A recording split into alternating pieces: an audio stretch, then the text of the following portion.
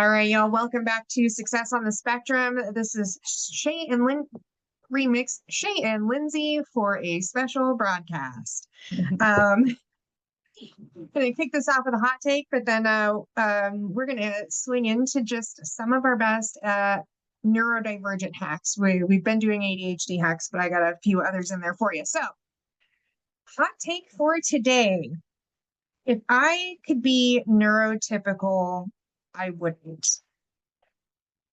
So this was a question that Chey posted on her page and on our page in the last few days, and it's a big question. If you could live your entire life the way it is up until today, and then choose to switch out of your neurodivergent diagnoses, whether that's OCD, ADHD, autism, what have you, if you could choose to switch, you would still retain all of this information and memory, but you would now be neurotypical. Would you do it?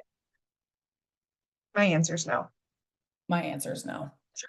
I think the issue that I have with it, I think there is a little part of me that if the question was different, if you could go back in time and be born neurotypical with no memory of being neurodivergent, gosh, I don't know. But if I just became neurotypical today for the rest of my life and I remembered my life up until that point, I think I would be sad at the characteristics that I would lose. And I also think I would be very bored. And I also think I would struggle with the quietness in my mind. I don't know what I would do with that part of it. Well, that might not bother you if you're neurotypical, though. That Yeah. might just be a comfortable space, you know? But we'd have the memories of being neurodivergent. Yeah. Yeah. So, So um, I have a little bit of a different answer for this one. And I kind of shared this video. Sorry if I interrupted you, just then. We're also bad about that. If you would have asked me that 2 years ago, pre-diagnosis, if I could change the way my brain works to be more normal, I would have said yes. I absolutely would have said yes, because I was striving for normal because I didn't understand what I am. So now that I'm like post-diagnosis and I know what's going on and I've been able to like build systems for the things that I struggle with, man, I wouldn't trade this for the world. I'm starting to really harness it and enjoy it. Yeah, the superpower realm is like being entered right now, I think, for me. yeah, I think one of the big parts of me that is okay with I actually like being neurodivergent. It's a massive part of my identity, but I think another big reason why I wouldn't change is because of the support system that I have. I'm marrying a man who helps me so much be able to function in the world with my brain, and I think that that's a huge help for me. Um, yeah, I don't mind having ADHD. I like laugh at myself a lot because I'll be doing something and I'm like, good Lord, girl, take a breath. You're doing 8 things at a time, or seeing the things like the other day, I'm looking for this nail stuff. And I'm like, where did I put that? It's always on the table because I have to put it on 3 times a day. And I'm trying to get my nails to be stronger. And then I remembered, you know what? I did laundry today. So I walk into the laundry room, goddamn mess, first of all. Second of all, there's my nail stuff sitting right on top of the paper towels. And I was like, okay. And then I backtracked and I was like, how did we get here? And I was like, oh yeah. I was going to do my nails. And then I remembered I needed to switch the laundry. So I went in there, I set it down. I never did the nail thing. Like, you know, I just stopped. I'm like, you are a goofy gal, and the only thing that I don't like that comes with it is the like depression and anxiety. I don't like that part, but who would, so. We'd have a lot less of that if our worlds were built more to handle two different brain types, you know? Yeah. or multiple rather. I can't even tell you, there's been a few tomatoes recently that have unfortunately died under the sun because I brought to the back garden and picked the tomatoes that are like red before I water the garden because I don't want my hands like all wet in the bushes and stuff as I'm digging through them.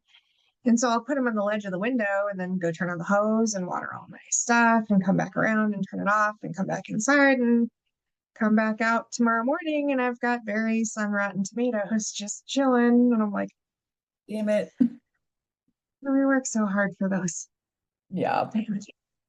You know? I get, oh man. Yeah. But no, I feel you on that one. And I'm wondering, quite a few of the comments I've read through them now are most people would not change. Most, there's a few that like really struggle and I feel for them because Yeah. not knowing what I know now, like when I struggled, I would have changed too. So Sure. yeah. And I think also it's um humans are communal. We were never meant to be alone ever. And so, it's a very common phrase these days to say like, you're not alone in this. And so it can get a little diluted, but it's I think that neurodivergence is, thank God, being talked about so much now that people are okay that they're neurodivergent. And I think if people didn't talk about it, we would have no idea that half the freaking world is neurodivergent, and it would be more um what's that word where you're not supposed to talk about something? Um, More, dang it.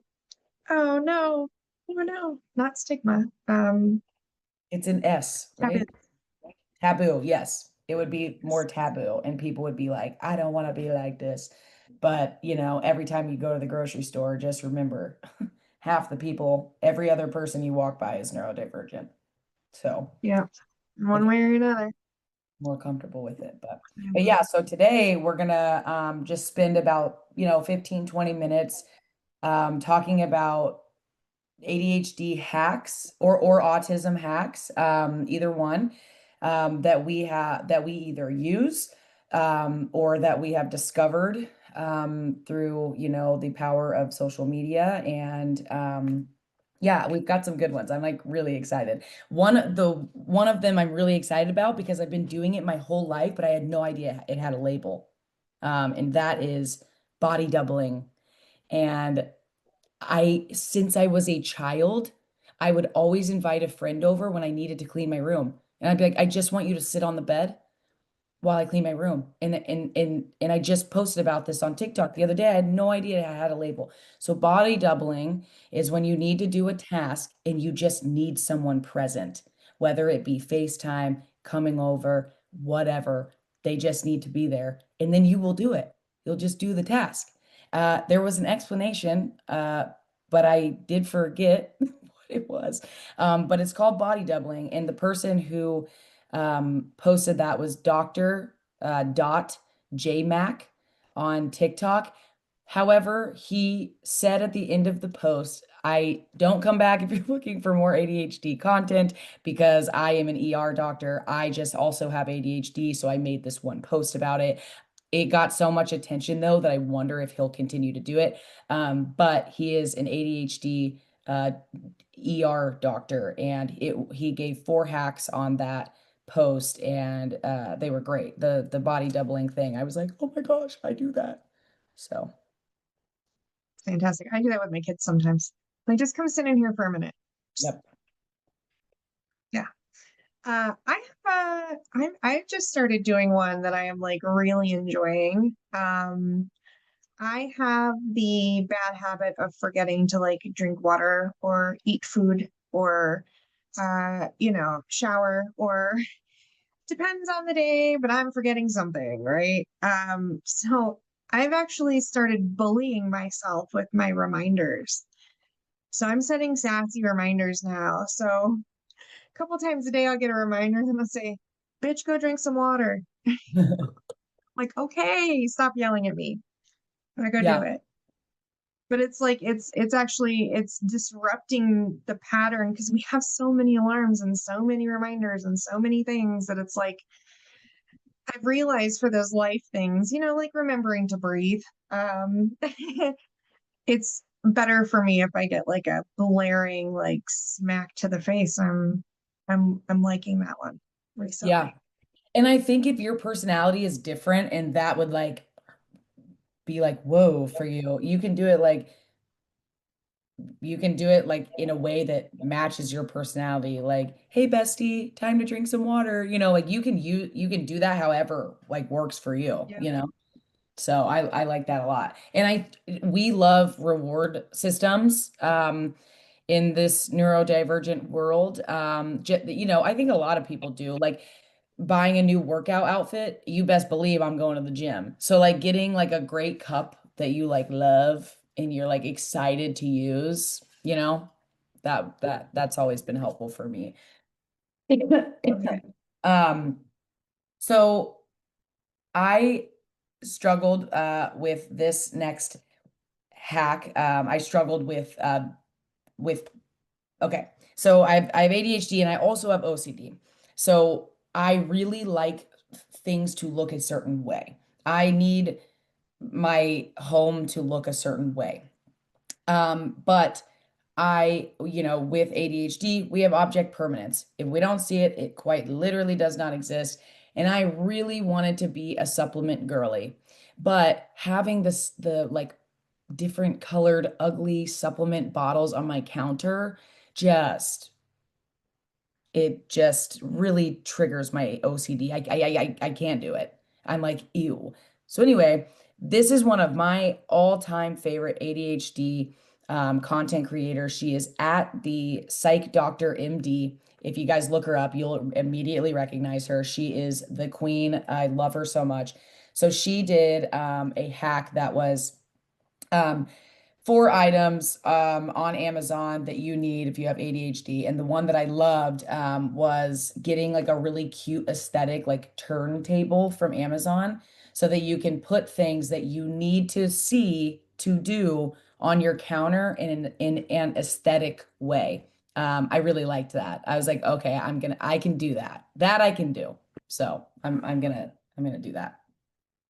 So I saw the other day, and I need to find this won't work because I take too many supplements for it to fit in each one of these like containers. But it was a tree, and the tree had rosebuds on it. It was 7 rosebuds, and the rosebuds were titled Day of the Week. And then there was like a little bowl kind of thing at the bottom. And so you pluck off the rosebud, open it, and there's all your supplements for the day, and you take them, right? But the rosebud had a keychain attachment if you needed to take it with you to go. Oh my God. Yeah, it's just the roses were too small for the amount of stuff that I take for like all my vitamins and stuff. So, Yeah. uh, but yeah, I'm gonna try to find something bigger than that because then I can sit down once a week when I'm doing like my weekly planning and just fill all my stuff, and then I don't have to go through all because like I'll add the picture on here somewhere, but my string of supplements on my dresser right now is wild. And so I literally start at one end of the dresser and like work through all my bottles on the way down to get my stack every morning. So It was a I pill bottle? yeah, it almost looks like it's 3D printed, but it's like a tree and it's got rosebuds. I saved it, so I'll send You, it to yeah, you. It's like it's really cute, and you just pop off your rosebud for the day and like tote out your vitamins and take them. I it doesn't have enough capacity. I need bigger flowers. like I need a tree. Yeah, like can we get one with pine cones that I can like fill? Yeah. But Um, yeah, I like that though. let's let's see. Oh no, So it was your turn. Go ahead. an interesting one. Because so this is more, I think, probably of an autism one, but I have a hard time like sleeping and getting comfortable and like turning off my brain in strange places. But like I travel for work sometimes. So um I I developed this like packing hack. I will take a couple of my dryer sheets that I put in my laundry and I'll pack them and take them with me. The minute I check into my hotel, I'll slide a dryer sheet in each of my pillows. And then that way, by the time I get back and lay down at night, the bed smells like my house. Like it smells like my pillows. Um, I Such a started doing good. that. And I started sleeping substantially better on the road because it would like I would go on a 3-day trip and not sleep because you can hear everything and like, oh, Yeah. horrible. Yeah, that's a good one for me. Another one I do in that because these two go together. If you're feeling anxiety or whatever and you're on the road, I do it at home sometimes too, but I always keep a pack of socks packed, whether I take closed-toed shoes or not. If you were having anxiety, I get sometimes like homesick anxiety or I worry about like stuff happening at home. Um, Microwave your socks for like 30 seconds and then put them directly on your feet. There's something about warm socks, and there's science behind this, but I don't remember what it was. Something about warm socks directly on your feet like instantly calms your nervous system. So, side note, those some Yeah. traveling tips for the anxious and autistic. I love that. Those are it's so good. I never would have thought of that. Life changing. So let's see. The another one by Dr. J. Mack. He called it anchoring. So basically it's like don't trust your future self. So we like, for example, I get super creative at nighttime. And I come up with great ideas when I'm laying in bed. And I have a text thread with myself, and it's pinned, and I text myself constantly. That thread goes on for years. And so like don't trust yourself to remember later. Put the bag on the front door because you're gonna forget it. Write the idea down because you're going to forget it. Yes, yes. I know when I say to myself, as a matter of fact, I've stopped being like, oh, I'll remember that. Oh, I don't need to set a reminder for that. I don't need to write that down. It's a fucking fail every time. I fail every single time. And then I'm just, it pisses me off to forget brilliant ideas or forget that dang thing you were supposed to take to your friend for the last 6 weeks and you keep going over to their house without it. Like, I just don't. So he called it anchoring. So to just do the steps for your future self and understand that you're not going to remember. So just do it now. Yeah. Yep, shred. Yep. Don't put it down, put it away. Oh, that I was saving that one for my last one. Oh, I wasn't even bringing that one up actually. Oh, So I have a this is one that I'm developing currently. But a dopamine to go box or bag because I get overstimulated very easily. I overstimulated, overwhelmed,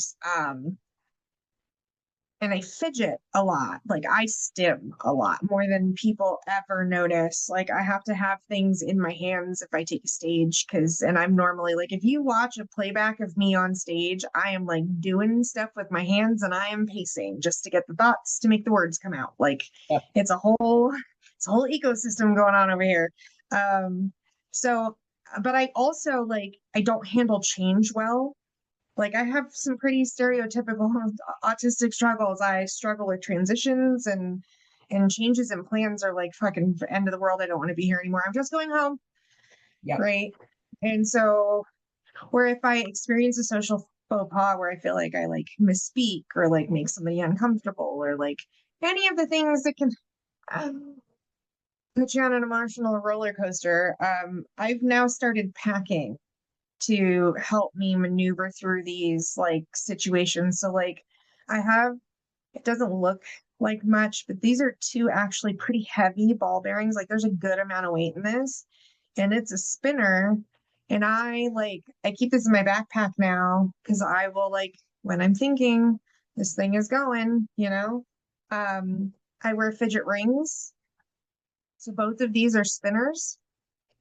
So I'm finding a place to like disperse some of that emotional energy or to rebalance my dopamine if I get thrown off track. So I'll like snacks, my favorite snacks. Like I've got freeze-dried strawberries right now. And I just I'm realizing that, I feel a lot more authentic when I'm masking less, and I can mask less when I have a support system to help me maneuver through the emotional onslaught that comes with not masking. So, dopamine box to go. I love Big it. win for big win. Yeah. It kind of reminds me of that when people started making snackle boxes and tackle boxes. I was like, that is hilarious. That little trend a couple years ago cracked me up. Um, another this one I would say is probably what helped me the most in this lifelong journey that I've been on with ADHD is educating yourself on your diagnosis and understanding why you are doing the things that you are doing. It is a hack because many people don't. They say, okay, I have ADHD, and here is this orange pill, and let's move on with our lives. What we need to be more vocal about is that ADHD is much more than impulsivity and not being able to sit still. The basic, that's base level ADHD. Okay. There is a lot of other things that come along with it that you're like, why do I do that? Labeling is the first step in being able to heal and handle. That is why, like in like AA, like people who are addicted to alcohol and stuff, that like the first thing that you do is you admit that you have a problem, right? So that has to be the first step in healing or handling anything in life.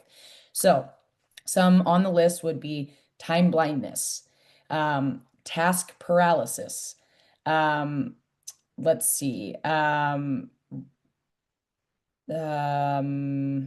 sorry, I have them written down somewhere, but there's rejection sensitivity, inconsistent performance, frequent fidgeting, interrupting others, low motivation, difficulty transitioning, procrastination, um, sensory sensitivity, things like that. So really diving into why the brain works the way that it does. So why your brain works the way that it does, because I don't feel so badly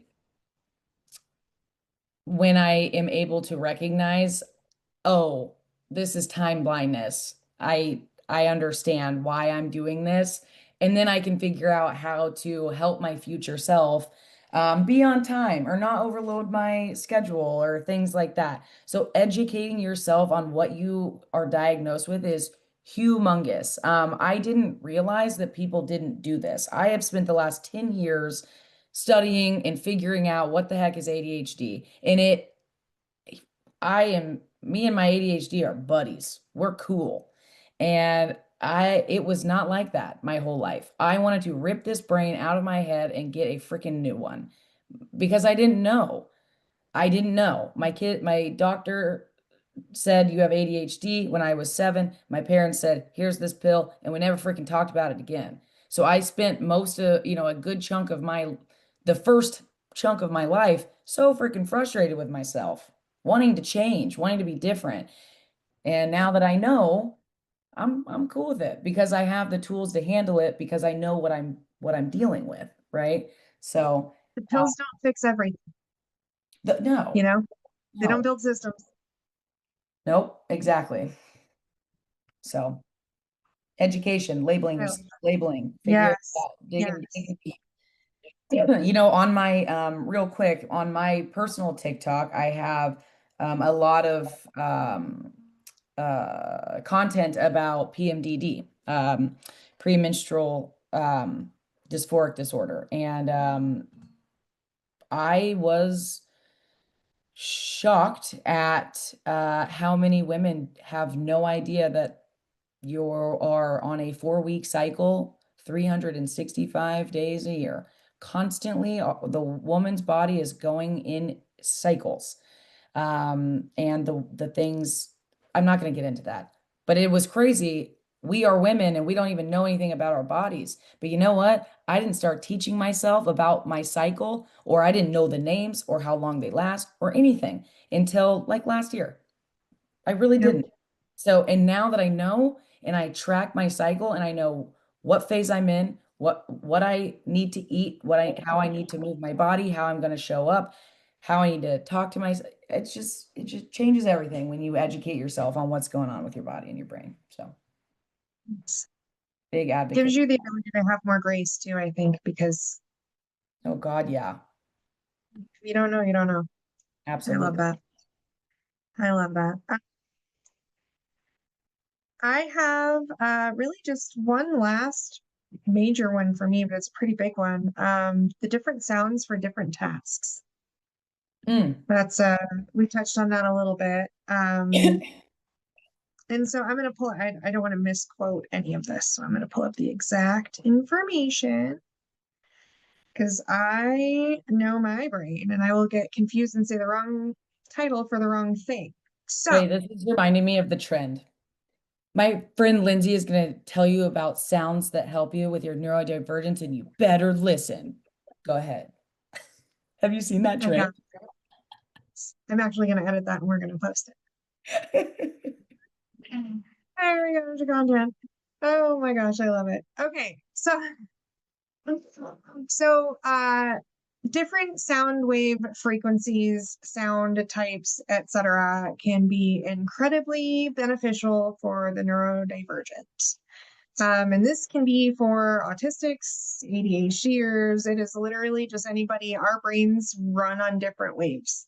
So here's what some of them are. And I use two of these in very different ways, or three of them, I guess. So binaural beats, let's talk about that. I am a big fan of using these for like active thinking. So like a lot of people use these to like reduce stress or help with sleep or whatever. I like to use them to help me like fine tune focus. And I use beta for that. And I'll just get on and search for, I'll do like bright or cheerful, like beta, yeah, a beta wave binaural beats. I think it's the reason I like that one specifically is because we actually have different beta wave patterns that neurotypicals, autistics do at least. Um, and so I think it actually tunes into my brain even better than it would for most people, like that Mm. specific wave. But there's a few others, the ways that you can use them, and I'm going to read those. So delta you can use for deep sleep. Beta you can use for meditation, creativity, or deep relaxation. Alpha is for calm, alert, pre-sleep or pre-focus state. Beta is for active thinking and problem solving. And gamma is for memory and consciousness. So, and I think I'm going to do some research on this, but I think when they do like past life regression type therapies, they use gamma wave or gamma binaural beats, I think. I'm going to do some research on that, but it makes sense in my brain. Like I feel like I knew that from somewhere. And then we have, and this is one that you use more of, but white, pink, and brown noise. Mhm. Yeah, so white Pretty is sure for those are equal going to show up like on my Spotify Wrapped this year. That's funny. I love it. Show us your neurodivergent Spotify. So it says white noise is used for like masking distractions, sleep or focus, and this is equal intensity across all frequencies. So think like TV static. Pink is for deeper, more natural, like more calming than white noise. And it helps with like memory and concentration, I guess. And that is similar to like rain and wind. I use rain sounds for sleep often. If I'm like struggling, I'll turn on rain on a tin roof. Mm. Um, I use brown noise, volume all the way up. that's the next one. Yeah, very deep, like thunder or distant waterfall. Mm-hmm. Yeah, it says highly grounding, often preferred by those with sensory issues. Hmm. Go figure. Just at me next time. I'm going to have to try that. For me though, I And you guys can look into these. There's actually some cool channels for these that I'm gonna list out for you guys. Brain.fm, Okay. it's pretty cool. Endel, it's Endel. YouTube's got plenty of binaural beat channels. Noisely, Noisli. And then Spotify has a bunch of playlists, and mynoise.net is another one. For me, I use it in a little bit different way.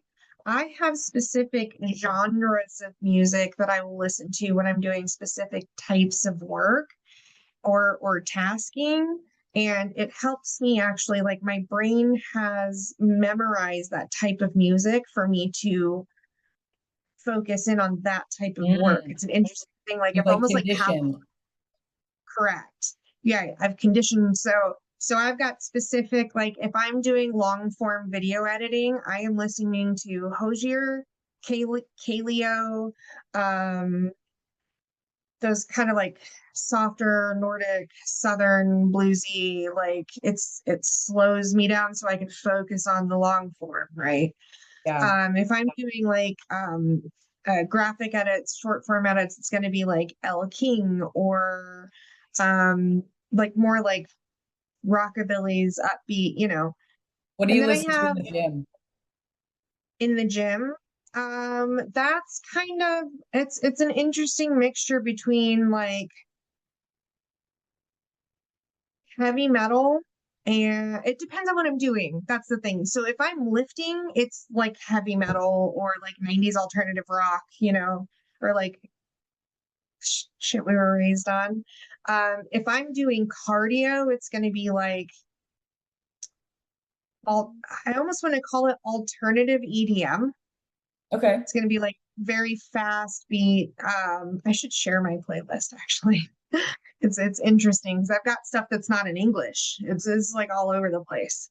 I've got some French stuff. I've got some Dutch stuff. Yeah, but it's more about like the rhythm and the fact that there's like lower vocals and higher beats. Something about that I like really tune into. Um, and then I have like I also use it to time, which is interesting. Like I don't generally get in the shower without turning music on, but the music doesn't really matter. My brain is keeping track of how many songs I've been in for. I do that too. Not with the Yeah, because shower, but just with things. Yep. When I was otherwise I'll be midwifing the other day, I did like I listened to an entire album and then I like chat GPT'd how long is this album? Like front to back, you know? I was like, I literally finished on the last song. So I do that too. Anyway. yep. That's funny. Time blindness, but we can keep track with music. Isn't that something the way your brain can tune in and tune on? Got one more for us, ma'am, or a few more? I do. I just have a couple more. One is shoes on in the house. I know that there's germaphobes. It's fine. I wear my shoes in the house when I need to be productive because it tells my brain that we're not comfy. If I'm wearing socks or no shoes, I find my way to the corner of the couch real quick. So shoes on when I need to do a task. It literally tells your mind we are in go mode. Another one is exercise. I don't care if you lift weights or if you walk around the block or you do Pilates, you do Zumba. Do people still do Zumba? I don't know. Any of that stuff. Because when you have ADHD, the reason we are the way that we are is completely centered around dopamine.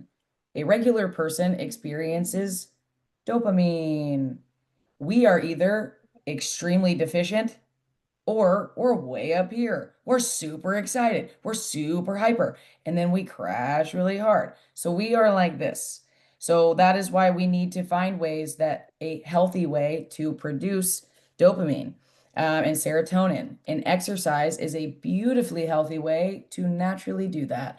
It will help you feel happy. It will help you feel motivated. It will help the way that you feel about yourself. And it is natural and it's healthy and it's literally giving your brain a chemical that it really lacks, or is using way too much of. And then the last one, this is my favorite one. This has helped me tremendously for many years, is don't put it down, put it away. It irritates the crap out of me sometimes because I'll just do it and I'll be like, don't put it down, put it away. And I'm like, shut up, Chey. Fine. But oh my I God, know. it's my room growing up was a freaking tornado, just clothes and just crap everywhere. Now I don't live like that because I don't put things down, I put them away. So that will be a rule in my household. If mine gets like that, I know I'm not okay. 100%. Yep. Yep. That is my first sign that I need to take a look in the mirror if my stuff gets real messy like that. Yes. I love that. All right, y'all. That is our little special mini episode of ADHD hacks and a pretty dang good hot take. Drop your guys's because I know we're missing. We're missing. There's gotta be, and give us your unhinged stuff too. Because if it's like solid, we either might call you on to a future episode because they're about to start having guests, or we'll post about it on our socials. So, leave your stuff below.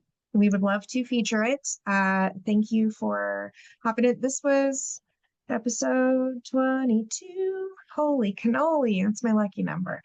All right, y'all. Thanks for tuning in. Like, share, subscribe, wick remix, rinse, repeat. We know all the things. See you on the next one.